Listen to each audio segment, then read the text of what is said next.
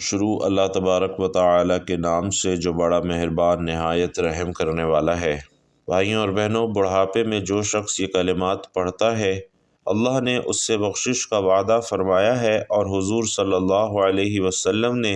3 بار یہی کلمات دہرائے۔ بھائیوں اور بہنوں، پیارے آقا صلی اللہ علیہ وسلم نے فرمایا کہ جو شخص روزانہ ان کلمات کا ورد کرتا ہے اللہ اسے بیماری اور حادثات کی موت سے محفوظ رکھے گا، اس کی صحت اور عمر میں اضافہ ہوگا۔ اگر بندہ بڑھاپے میں 100 بار ان کلمات کا ورد کرتا ہے تو اللہ رب العالمین نے اس کی بخشش کا وعدہ فرمایا ہے، اور یہی الفاظ آپ صلی اللہ علیہ وسلم نے 3 مرتبہ دہرائے۔ فرمایا اسے بشارت ہے جنت کی، اللہ تعالیٰ اس کی دعا رد نہیں فرماتا، قبول فرماتا ہے۔ فجر کی سنتوں اور فرض کے درمیان 41 مرتبہ پڑھے گا تو اپنے فوت شدہ والدین یا اہل و عیال کو اسال کرے گا تو اس پر سے عذاب اٹھا لیا جائے گا، اور اسے فرشتے خوشخبری دیتے ہیں کہ تمہاری اولاد نے تم پر احسان کیا ہے اور ان کے والدین کی روح بخشی جاتی ہے۔ اپنی اولاد کو دعائیں دیتی ہے جو اللہ تعالیٰ قبول فرماتا ہے۔ اور بھائیوں اور بہنوں، وہ بابرکت کلمات آج کے اس بیان میں آپ کے حوالے کر رہا ہوں۔ محترم ناظرین، ایک مرتبہ نبی رحمت سرکار دو عالم صلی اللہ علیہ وسلم اپنے مبارک حجرہ میں تشریف فرما تھے کہ آپ صلی اللہ علیہ وسلم نے دیکھا حضرت علی شیر خدا رضی اللہ تعالی عنہ اپنے دونوں شہزادوں یعنی حسنین کریمین کے ہمراہ نبی پاک صلی اللہ علیہ وسلم کی خدمت اقدس میں حاضر ہوئے۔ نبی کریم صلی اللہ علیہ وسلم انہیں دیکھ کر بہت زیادہ خوش ہوئے، اور آپ صلی اللہ علیہ وسلم نے دونوں شہزادوں کو اپنے سینے سے لگا کر بوسہ دیا، اور اسی خوشی کے عالم میں نبی کریم صلی اللہ علیہ وسلم نے حضرت علی رضی اللہ تعالی عنہ سے فرمایا کہ اے علی، کیا میں تمہیں ایک ایسا عمل نہ بتاؤں کہ جس کو کرنے سے 70,000 فرشتے آپ کی خواہش اور حاجت پوری کرنے کے لیے ایک دوسرے سے سبقت لے جانے کی کوشش کرتے رہیں گے؟ حضرت علی نے عرض کی کہ یا رسول اللہ، ضرور فرمائیے۔ تو نبی پاک صلی اللہ علیہ وسلم نے حضرت علی رضی اللہ تعالی عنہ کو جو کلمات ارشاد فرمائے وہ یہی کلمات تھے جو آپ کے حوالے کر رہا ہوں۔ اسی طرح پیارے نبی صلی اللہ علیہ وسلم صحابہ کرام کے درمیان بھائی چارہ قائم فرما رہے تھے کہ حضرت علی رضی اللہ تعالی عنہ آنسو بہاتے ہوئے حضور نبی کریم صلی اللہ علیہ وسلم کی خدمت اقدس میں حاضر ہوئے، اور کپڑوں کے کونے سے آنسو پوچھتے ہوئے کہا، یا رسول اللہ، آپ نے اپنے صحابہ کرام کے درمیان بھائی چارہ قائم کیا ہے لیکن مجھے کسی کا بھائی نہیں بنایا۔ نبی کریم صلی اللہ علیہ وسلم یہ سن کر مسکرائے، انہیں اپنے ساتھ بٹھایا اور اپنے سینے سے لگا کر کہا، علی، تم دنیا اور آخرت میں میرے بھائی ہو۔ پھر لوگوں کے مجمع عام میں یہ اعلان فرما دیا کہ لوگوں، یہ علی میرا بھائی ہے، یہ علی میرا بھائی ہے۔ اسی طرح ناظرین، ایک مرتبہ یمن کے ایک تاجر نے پہلی مرتبہ اپنے بیٹے کو تجارت کے لیے بھیجا، اور حضرت محمد صلی اللہ علیہ وسلم نے جو کلمات حضرت علی رضی اللہ تعالی عنہ کو بتائے، حضرت علی نے وہ کلمات بعد میں عام کر دیے۔ یہ سلسلہ اسی طرح چلتا رہا، اور تاجر نے وہی کلمات پڑھ کر دل میں یہ خواہش کی کہ میرا بیٹا خیر اور عافیت کے ساتھ اپنی پہلی تجارت کر کے واپس آئے۔ اس تاجر نے خوشی خوشی اپنے بیٹے کو ایک کشتی میں سوار کیا، جبکہ کچھ اور لوگ بھی اس کشتی پر سفر کر رہے تھے۔ تو سمندر میں سے ایک آواز دینے والے کی آواز سنائی دی، لیکن اس کی صورت نظر نہ آ رہی تھی۔ اس آواز دینے والے نے کہا کہ اگر کوئی مجھے 10,000 دینار دے تو میں اسے ایک ایسا وظیفہ بتاؤں کہ اگر وہ ہلاکت کے بالکل قریب پہنچ گیا ہو اور اس وظیفے کو پڑھ لے تو بھی تمام بلائیں اور مصیبتیں اس سے ٹل جائیں گی۔ ناظرین، اس کشتی کے مسافروں میں سے ایک نے بلند آواز میں جواب دیا کہ آؤ، میں تمہیں 10,000 دینار دیتا ہوں، مجھے وہ وظیفہ بتاؤ۔ تو آواز آئی کہ تم اپنے دیناروں کو سمندر کے اندر ڈال دو، وہ مجھے مل جائیں گے اور میں تمہیں وہ وظیفہ بتا دوں گا۔ چنانچہ اس کشتی کے مسافر نے 10,000 دینار اس سمندر کے اندر ڈال دیے۔ تو آواز دینے والے شخص نے مسافر کے کان میں آ کر وہ وظیفہ بتایا جو کہ نبی علیہ السلام نے حضرت علی رضی اللہ تعالیٰ عنہ سے فرمایا تھا، اور اس مسافر نے بھی وہ وظیفہ سن کر پڑھ لیا، اور یہ مسافر اسی یمن کے تاجر کا بیٹا تھا۔ آواز دینے والے نے اس سے کہا کہ تجھے جب بھی کوئی مصیبت پڑے تو اس وظیفے کو پڑھ لیا کر۔ جبکہ یہ سن کر کشتی کے دوسرے تمام مسافروں نے اس کا مذاق اڑایا اور کہا کہ تو نے تو اپنی کثیر رقم سمندر میں پھینک کر ضائع کر دی ہے۔ لیکن تاجر کے بیٹے نے جواب دیا،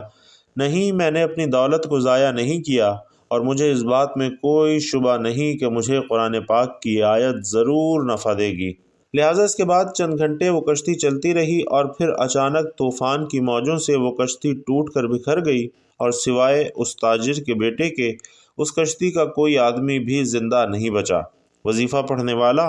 وہ مسافر کشتی کے ایک تختے پر بیٹھا ہوا سمندر کے اندر بہتا چلا جا رہا تھا، یہاں تک کہ کچھ دیر کے بعد ایک جزیرے میں جا پہنچا اور اس جزیرے میں چند قدم چلنے کے بعد دیکھا کہ وہاں ایک شاندار محل بنا ہوا ہے اور ہر قسم کے موتی اور جواہرات وہاں پڑے ہوئے ہیں۔ اس نے دیکھا کہ اس محل میں ایک بہت ہی حسین اور جمیل عورت اکیلے بیٹھی ہوئی ہے اور ہر قسم کے میوے اور کھانے کا سامان وہاں پر رکھا ہوا ہے۔ اس عورت نے مسافر کو دیکھا تو حیران رہ گئی اور پوچھا کہ تم کون ہو اور یہاں کیسے پہنچے؟ پھر اس نے عورت سے پوچھا کہ تم کون ہو اور یہاں پر کیا کر رہی ہو؟ تو عورت نے اپنا قصہ سنایا کہ میں بصرہ کے ایک عظیم اور بڑے تاجر کی بیٹی ہوں اور میں اپنے باپ کے ساتھ سمندر کے سفر پر جا رہی تھی کہ ہماری کشتی ٹوٹ گئی اور مجھے اچانک کوئی کشتی کے اندر سے اچک کر لے بھاگا اور میں اس جزیرے میں اس محل کے اندر اس وقت سے پڑی ہوں۔ ایک شیطان ہے جو مجھے اس محل میں لے آیا ہے، وہ ہر 7ویں دن یہاں آتا ہے اور آج اس کے یہاں آنے کا دن ہے، لہٰذا تم اپنی جان بچا کر یہاں سے بھاگ جاؤ ورنہ وہ شیطان تمہاری جان لے لے گا۔ ناظرین، ابھی اس عورت کی گفتگو ختم نہیں ہوئی تھی کہ وہاں ایک دم سے اندھیرا چھا گیا۔ عورت نے پھر سے کہا کہ جلدی یہاں سے بھاگ جاؤ کیونکہ وہ آ رہا ہے، وہ تمہیں ضرور جان سے مار ڈالے گا۔ وہ شیطان وہاں پر آیا لیکن وہ مسافر یوں ہی وہاں کھڑا رہا۔ وہ شیطان جیسے ہی اس کو دبوچنے کے لیے آگے بڑھا تو مسافر نے وہ وظیفہ پڑھنا شروع کر دیا اور وہ وظیفہ سنتے ہی شیطان زمین پر گر پڑا اور زوردار آواز آئی کہ جیسے کوئی ٹکڑا ٹوٹ کر زمین پر گر پڑا ہو، اور پھر دیکھتے ہی دیکھتے وہ شیطان جل کر راکھ کا ڈھیر ہو گیا۔ یہ دیکھ کر اس عورت نے کہا کہ اللہ تبارک و تعالی نے تمہیں رحمت کا فرشتہ بنا کر میرے پاس بھیجا ہے اور تمہاری بدولت ہی مجھے اس شیطان سے نجات ملی ہے۔ پھر اس عورت نے مسافر سے کہا کہ یہ موتی اور جواہرات اٹھاؤ اور محل سے نکل کر میرے ساتھ سمندر کے کنارے کی جانب چلو، وہاں سے کوئی کشتی تلاش کر کے یہاں سے نکل چلتے ہیں۔ چنانچہ بہت سے موتی، جواہرات اور کھانے پینے کا سامان اپنے ساتھ لے کر وہ دونوں اس محل سے نکلے۔ وہ دونوں سمندر کے کنارے پر جا پہنچے، وہاں ایک کشتی جزیرے کی جانب جا رہی تھی تو وہ دونوں اس کشتی پر سوار ہو کر بصرہ جا پہنچے۔ لڑکی کے والدین اپنی گمشدہ لڑکی کو دیکھ کر بے حد خوش ہوئے اور اس مسافر کے شکر گزار ہوئے اور انتہائی عزت اور احترام کے ساتھ اسے اپنے گھر میں مہمان بنا کر رکھا۔ پھر لڑکی کے والدین نے پوری بات سن کر ان دونوں کا نکاح بھی کر دیا۔ وہ دونوں میاں بیوی بن کر رہنے لگے اور تمام موتی اور جواہرات جو وہ اس جزیرے سے لے کر آئے تھے وہ ان دونوں کی مشترکہ دولت بن گئے۔ اس عورت سے اللہ نے اس مرد کو کچھ بچے بھی عطا کیے۔ وہ دونوں نہایت محبت اور احترام کے ساتھ اپنی زندگی بسر کرنے لگے، اور یہ سب اس وظیفے کا ہی کمال تھا جو حضرت محمد صلی اللہ علیہ وسلم نے حضرت علی رضی اللہ تعالیٰ عنہ کو بتایا تھا۔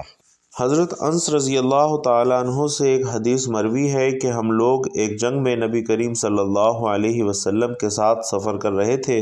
کہ راستے میں ایک آواز سنائی دی کہ یا اللہ، تو مجھے حضرت محمد صلی اللہ علیہ وسلم کی امت میں سے کر دے۔ تو آپ صلی اللہ علیہ وسلم نے حضرت انس سے فرمایا کہ اے انس، اس کا پتہ تو لگاؤ۔ تو میں اس پہاڑ کے اندر داخل ہو گیا اور میں نے دیکھا کہ ایک آدمی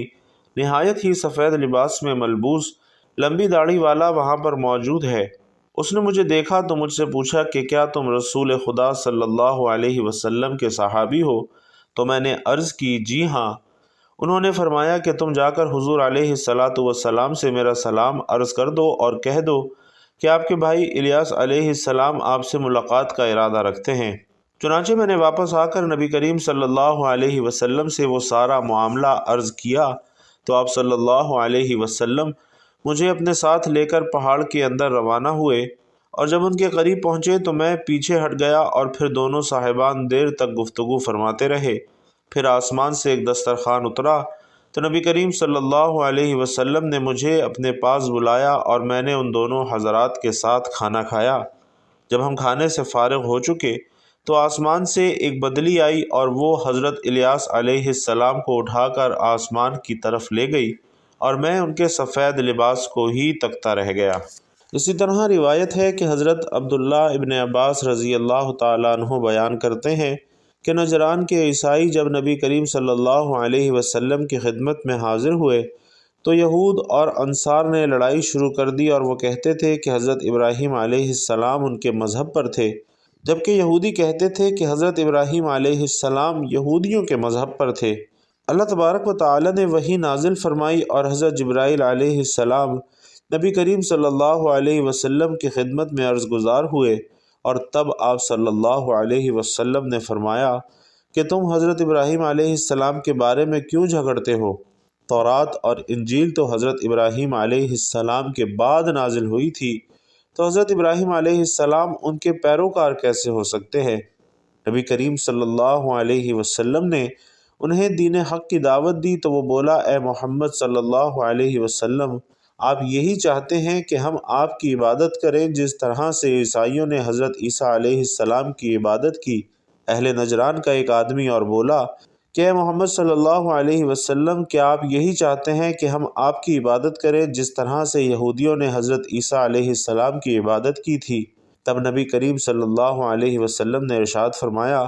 کہ میں تو خود اللہ کی عبادت کرتا ہوں، میں تو تمہیں حق تعالی کے سامنے جھکنے کا کہہ رہا ہوں۔ اور ناظرین، آپ صلی اللہ علیہ وسلم کے الفاظ میں اتنی سچائی تھی کہ وہ تمام یہودی آپ صلی اللہ علیہ وسلم پر ایمان لے آئے اور مشرف با اسلام ہوئے۔ اسی طرح حضرت علی رضی اللہ تعالیٰ عنہ کی ذرہ مبارک گم ہو گئی اور جب تلاش کی تو ایک یہودی کے پاس سے نکلی۔ آپ نے اس یہودی سے فرمایا کہ یہ میری ذرہ ہے، میں نے یہ ذرہ نہ فروخت کی ہے اور نہ کسی کو ہبہ کی ہے۔ یہودی نے کہا کہ یہ ذرہ میری ہے کیونکہ یہ میرے قبضے میں ہے۔ حضرت علی رضی اللہ تعالیٰ عنہ نے فرمایا کہ چلو قاضی کے پاس چلتے ہیں، اور دونوں قاضی شریف کی عدالت میں گئے۔ کہا کہ جی امیر المومنین، آپ کیا کہتے ہیں؟ حضرت علی رضی اللہ تعالیٰ عنہ نے فرمایا کہ یہ ذرہ جو اس یہودی کے پاس ہے یہ میری ہے، میں نے یہ ذرہ نہ بیچی ہے نہ کسی کو ہبہ کی ہے۔ قاضی شریف نے پھر اس یہودی سے کہا کہ ہاں تم کیا کہتے ہو؟ تو یہودی نے کہا کہ یہ میری ذرہ ہے اور میرے قبضے میں ہے۔ پھر قاضی نے حضرت علی رضی اللہ تعالیٰ عنہ سے کہا کہ اے امیر المومنین، آپ کے پاس کوئی ثبوت ہے؟ حضرت علی رضی اللہ تعالیٰ عنہ نے فرمایا ہاں۔ حضرت علی رضی اللہ تعالیٰ عنہ کا غلام اور حسن رضی اللہ تعالیٰ عنہ میرے گواہ ہیں کہ یہ ذرہ میری ہے۔ قاضی نے کہا کہ بیٹے کی گواہی باپ کے حق میں تو جائز نہیں ہے، فیصلہ یہ ہے کہ یہ ذرہ اس یہودی ہی کی ہے۔ ناظرین، وہ یہودی اس قاضی سے بے حد متاثر ہوا اور متعجب ہو کر کہنے لگا، امیر المومنین خود مجھے اپنے قاضی کے پاس لے کر آئے اور ان کے قاضی نے بھی انہی کے خلاف فیصلہ سنا دیا۔ سبحان اللہ، میں گواہی دیتا ہوں کہ یہ دین حق ہے، میں گواہی دیتا ہوں کہ اللہ کے سوا کوئی معبود نہیں، اور میں گواہی دیتا ہوں کہ حضرت محمد صلی اللہ علیہ وسلم اللہ کے رسول ہیں۔ اے امیر المومنین، یہ ذرہ آپ ہی کی ہے۔ اسی طرح کا واقعہ ہے کہ بنی اسرائیل میں ایک بہت ہی نیک اور پاکیزہ بزرگ تھے۔ ان کا ایک ہی بچہ تھا جو کہ نابالغ تھا اور ان کے پاس صرف ایک گائے کی بچی تھی۔ اس بزرگ نے اپنی وفات کے قریب اس بچی کو جنگل میں لے جا کر ایک غار کے پاس یہ کہہ کر چھوڑ دیا کہ یا اللہ، میں اس بچے کو اس وقت تک تیری امانت میں دیتا ہوں جب تک میرا بچہ بالغ نہ ہو جائے۔ اور اس کے بعد ان بزرگ کی وفات ہو گئی۔ وہ بچیا جوان ہو کر درمیانی عمر کی ہوئی اور بچہ بڑا ہو کر اپنی ماں کا بہت ہی فرما بردار اور انتہائی نیکوکار ہوا۔ اس نے اپنی رات کو 3 حصوں میں تقسیم کر رکھا تھا، ایک حصے میں سوتا، ایک میں عبادت کرتا، جبکہ ایک حصے میں اپنی ماں کی خدمت کرتا اور روزانہ جنگل سے لکڑیاں کاٹ کر لاتا تھا اور پھر انہیں فروخت کر کے 1/3 رقم صدقہ کر دیتا، 1/3 رقم اپنی ذات پر خرچ کر لیتا، جبکہ 1/3 رقم اپنی والدہ کو دے دیتا۔ ایک دن لڑکے کی ماں نے کہا کہ میرے پیارے بیٹے، تمہارے باپ نے غار کے پاس بچیا کو چھوڑا تھا جس کو انہوں نے فلاں جھاڑی کے پاس جنگل میں اللہ کی امانت میں سونپ دیا تھا، اب تم اس جھاڑی کے پاس جا کر یوں دعا مانگو کہ اے خدائے کریم، میرے باپ کی چھوڑی ہوئی امانت مجھے واپس دے دے، اور اس بچیا کی نشاندہی یہ ہے کہ وہ پیلے رنگ کی ہے اور اس کی کھال اس طرح سے چمک رہی ہوگی جیسے سورج کی ہلکی ہلکی کرنیں ہوتی ہیں۔ یہ سن کر وہ لڑکا جنگل میں اس جھاڑی کے پاس گیا اور دعا کی تو فوراً ہی وہ گائے دوڑتی ہوئی آئی اور لڑکے کے پاس آ کر کھڑی ہو گئی۔ لڑکا اس کو پکڑ کر گھر لایا تو اس کی ماں نے کہا کہ میرے بیٹے، تو اس گائے کو لے جا کر بازار میں 3 درہم میں فروخت کر دو، لیکن کسی کو بغیر میرے مشورے کے مت دینا۔ ناظرین، ان دنوں میں بازار میں گائے کی قیمت 3 درہم ہی تھی۔ بازار میں ایک گاہک آیا جو کہ در حقیقت ایک فرشتہ تھا۔ اس نے کہا کہ اس گائے کی قیمت 3 دینار سے زیادہ دوں گا مگر تم اپنی ماں سے مشورہ کیے بغیر اپنی گائے میرے ہاتھوں فروخت کر ڈالو۔ اس لڑکے نے کہا کہ تم کتنی ہی زیادہ اس گائے کی قیمت دو، لیکن میں اپنی ماں سے مشورہ کیے بغیر ہرگز اس گائے کو فروخت نہیں کروں گا۔ لڑکے نے اپنی ماں سے سارا ماجرا بیان کیا تو ماں نے کہا کہ شاید یہ گاہک کوئی فرشتہ ہو، تو اے میرے بیٹے اس سے مشورہ کرو کہ ہم اس گائے کو ابھی فروخت کریں یا نہ کریں۔ چنانچہ اس لڑکے نے بازار میں جا کر جب اس گاہک سے مشورہ کیا تو اس نے کہا کہ ابھی تم اس گائے کو فروخت نہ کرو، آئندہ اس گائے کو بنی اسرائیل کے لوگ خریدیں گے اور تمہیں سنگائے کے چمڑے میں سونا بھر کر اس گائے کی قیمت طلب کرنا، تو وہ لوگ اتنی ہی قیمت دے کر یہ خرید لیں گے۔ چنانچہ چند ہی دنوں بعد بنی اسرائیل کے ایک بہت ہی مالدار آدمی کو اس کے چچا کے 2 لڑکوں نے مل کر قتل کر دیا اور اس کی لاش کو ایک ویرانے میں ڈال دیا۔ صبح کو قاتل کی تلاش شروع ہوئی، لیکن جب کوئی قاتل نہ ملا تو کچھ لوگ حضرت موسیٰ علیہ السلام کی خدمت میں حاضر ہوئے اور انہوں نے حضرت موسیٰ علیہ السلام سے قاتل کا پتہ پوچھا تو آپ نے فرمایا،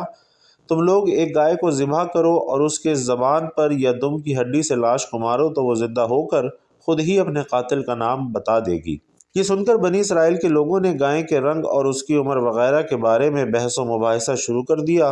اور پھر بالآخر جب وہ اچھی طرح سے سمجھ گئے کہ فلاں قسم کی گائے چاہیے تو ایسی گائے کی تلاش شروع کر دی، اور جب وہ لوگ ڈھونڈتے ہوئے اس لڑکے کی گائے کے پاس پہنچے تو وہ ویسی ہی گائے تھی جس کی ان لوگوں کو ضرورت تھی۔ چنانچہ ان لوگوں نے گائے کے چمڑے میں سونا بھر کر قیمت دے کر اس گائے کو خریدا، پھر اسے ذبح کر کے اس کی زبان یا دم کی ہڈی سے مقتول کو مارا تو وہ زندہ ہو گیا اور بول اٹھا